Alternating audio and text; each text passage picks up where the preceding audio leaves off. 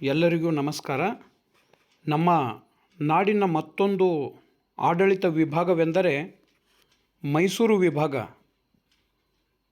ಮೈಸೂರು ಆರಂಭದಲ್ಲಿ ಒಡೆಯರ ರಾಜಧಾನಿಯಾಗಿತ್ತು. ಈ ಮೈಸೂರು ವಿಭಾಗದಲ್ಲಿ 8 ಜಿಲ್ಲೆಗಳಿವೆ. 8 ಜಿಲ್ಲೆಗಳು ಯಾವುವು ಎಂದರೆ ಮೈಸೂರು, ಮಂಡ್ಯ, ಹಾಸನ, ಚಿಕ್ಕಮಗಳೂರು, ಉಡುಪಿ, ದಕ್ಷಿಣ ಕನ್ನಡ, ಚಾಮರಾಜನಗರ ಮತ್ತು ಕೊಡಗು. ಇವು ಮೈಸೂರು ವಿಭಾಗದಲ್ಲಿ ಬರುವ ಪ್ರಮುಖ 8 ಜಿಲ್ಲೆಗಳು. ಮೈಸೂರು ವಿಭಾಗದ ಚಾರಿತ್ರಿಕ ಹಿನ್ನೆಲೆ: ಮೈಸೂರು ಅನೇಕ ಶತಮಾನಗಳ ಕಾಲ ಒಡೆಯರ್ ಅವರ ಮನೆತನದ ಆಳ್ವಿಕೆಯಲ್ಲಿತ್ತು. ಕೆಲವು ವರ್ಷಗಳ ಕಾಲ ಅದು ಹೈದರಾಲಿ ಮತ್ತು ಅವರ ಮಗ ಟಿಪ್ಪು ಸುಲ್ತಾನರ ಆಡಳಿತದ ವಶದಲ್ಲಿತ್ತು. ಚಾರಿತ್ರಿಕವಾಗಿ ಮತ್ತು ಪೌರಾಣಿಕವಾಗಿ ಮೈಸೂರನ್ನು ಮಹಿಷನಾಡು ಎಂದು ಕರೆಯಲಾಗುತ್ತಿತ್ತು. ಪುರಾಣ ಕಥೆಯ ಪ್ರಕಾರ ದೇವಿ ಪಾರ್ವತಿ ಚಾಮುಂಡೇಶ್ವರಿ ರೂಪ ಧರಿಸಿ ರಾಕ್ಷಸನಾಗಿದ್ದ ಮಹಿಷಾಸುರನನ್ನು ಸಂಹರಿಸಿದಳು. ಮಹಿಷಾಸುರನನ್ನು ಸಂಹರಿಸಿದ ಸ್ಥಳ ಮೈಸೂರಾಯಿತು. ಮಹಿಷಾಸುರನಿಂದ ಮೈಸೂರು ಎಂಬ ಹೆಸರು ಬಂದಿತು. ಯದುರಾಯ ಎನ್ನುವವರು ಒಡೆಯರ್ ಮನೆತನದ ಮೊದಲ ಅರಸು. ಚಿಕ್ಕದೇವರಾಜ ಒಡೆಯರ್ ಪ್ರಸಿದ್ಧ ದೊರೆಯಾಗಿದ್ದರು. ಈ ಮೈಸೂರು ವಿಭಾಗದಲ್ಲಿ ಸ್ಪರ್ಧಾತ್ಮಕ ಪರೀಕ್ಷೆಗಳಲ್ಲಿ ಕೇಳಬಹುದಾದ ಬಹಳ ಪ್ರಮುಖ ಪ್ರಶ್ನೆಗಳ ಕುರಿತು ತಿಳಿದುಕೊಳ್ಳೋಣ. ಪ್ರಶ್ನೆ 1: ಹೈದರಾಲಿ ಮತ್ತು ಅವನ ಮಗ ಟಿಪ್ಪು ಮೈಸೂರನ್ನು ಎಷ್ಟು ವರ್ಷ ಆಳಿದರು? ಹೈದರಾಲಿ ಮತ್ತು ಅವನ ಮಗ ಟಿಪ್ಪು ಮೈಸೂರನ್ನು ಸುಮಾರು 38 ವರ್ಷಗಳ ಕಾಲ ಆಳಿದರು.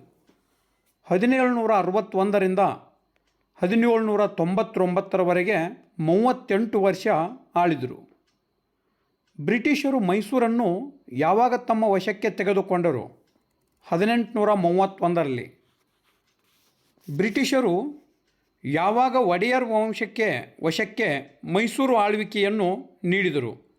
1881ರಲ್ಲಿ. ಹಾಲೇರಿ ಮನೆತನದ 17ನೆಯ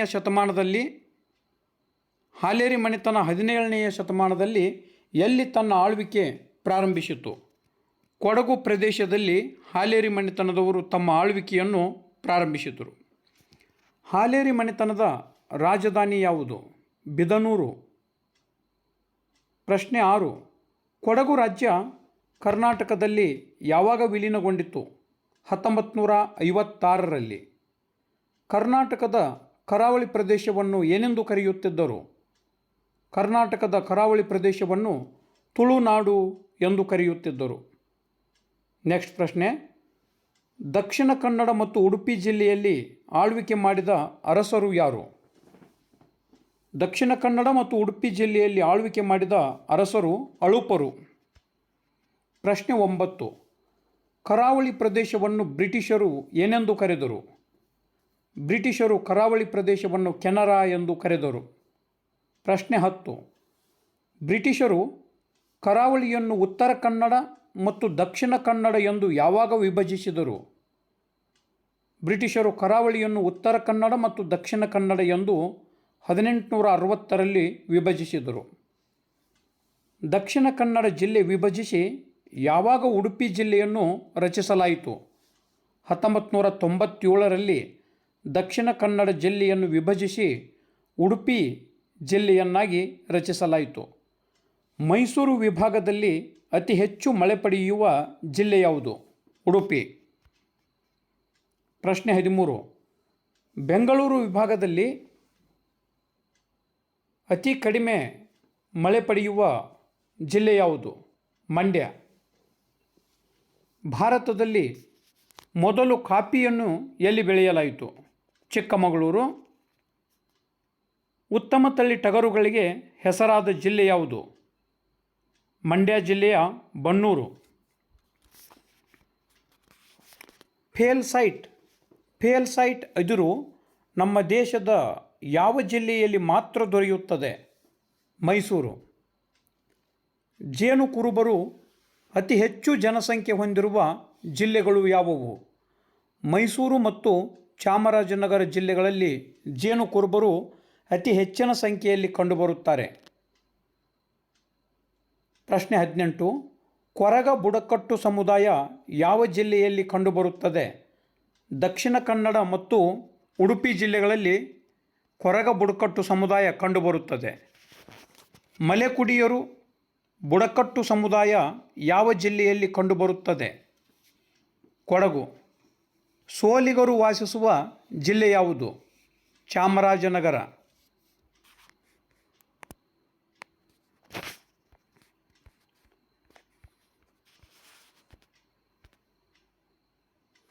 ಎರವರು, ಹಕ್ಕಿಪಿಕ್ಕಿ ಜನಾಂಗ, ಹಲಸರು, ಮೇದಾರರು ಯಾವ ಜಿಲ್ಲೆಯಲ್ಲಿ ಹೆಚ್ಚು ವಾಸಿಸುತ್ತಾರೆ? ಚಾಮರಾಜನಗರ. ದೇಶದಲ್ಲಿ ಹುಲಿಗಳ ಸಂಖ್ಯೆ ಜಾಸ್ತಿ ಇರುವ ರಾಜ್ಯ ಯಾವುದು? ಕರ್ನಾಟಕ. ರಾಜೀವ್ ಗಾಂಧಿ ನಾಗರಹೊಳೆ ರಾಷ್ಟ್ರೀಯ ಉದ್ಯಾನವನ ಎಲ್ಲಿದೆ? ಮೈಸೂರು. ಬಂಡೀಪುರ ರಾಷ್ಟ್ರೀಯ ಉದ್ಯಾನವನ ಎಲ್ಲಿದೆ? ಚಾಮರಾಜನಗರ. ಕೆಡ್ಡ ಎಂಬ ಕಾರ್ಯಾಚರಣೆ ಮೂಲಕ ಆನೆಗಳನ್ನು ಎಲ್ಲಿ ಪಳಗಿಸುತ್ತಾರೆ? ಚಾಮರಾಜನಗರ ಜಿಲ್ಲೆಯ ಬಂಡೀಪುರದಲ್ಲಿ. ದೇಶದಲ್ಲಿ ಅತಿ ಹೆಚ್ಚು ಕಾಫಿ ಎಲ್ಲಿ ಬೆಳೆಯಲಾಗುತ್ತದೆ? ಚಿಕ್ಕಮಗಳೂರು. ಯಾವ ನಗರವನ್ನು ಕಲೆಯ ತವರೂರು ಎಂದು ಕರೆಯುತ್ತಾರೆ? ಮೈಸೂರು ನಗರವನ್ನು ಕಲೆಯ ತವರೂರು ಎಂದು ಕರೆಯುತ್ತಾರೆ. ಬೃಹತ್ ಕಲಾಮಂದಿರವನ್ನು ಎಲ್ಲಿ ಕಟ್ಟಲಾಗಿದೆ? ಮೈಸೂರಿನಲ್ಲಿ ಬೃಹತ್ ಕಲಾಮಂದಿರವನ್ನು ಕಟ್ಟಲಾಗಿದೆ. ಮೈಸೂರು ವಿಶ್ವವಿದ್ಯಾಲಯ ಯಾವಾಗ ಸ್ಥಾಪನೆಯಾಯಿತು? 1915ರಲ್ಲಿ. Central food technology research institute ಎಲ್ಲಿದೆ? ಮೈಸೂರು. ಕಂಸಾಳೆ ಕುಣಿತಕ್ಕೆ ಪ್ರಸಿದ್ಧವಾದ ಜಿಲ್ಲೆ ಯಾವುದು? ಚಾಮರಾಜನಗರ. ಕಾವೇರಿ ನದಿಯ ಉಗಮ ಸ್ಥಾನ ಯಾವುದು? ಕೊಡಗು ಜಿಲ್ಲೆ, ತಲಕಾವೇರಿ. ಮಂಗಳೂರಿನ ಕುದ್ಮಲ್ ರಂಗರಾವ್ ಯಾವುದರ ವಿರುದ್ಧ ಹೋರಾಟಕ್ಕೆ ತಮ್ಮ ಜೀವನವನ್ನೇ ಮುಡಿಪಾಗಿಟ್ಟಿದ್ದರು?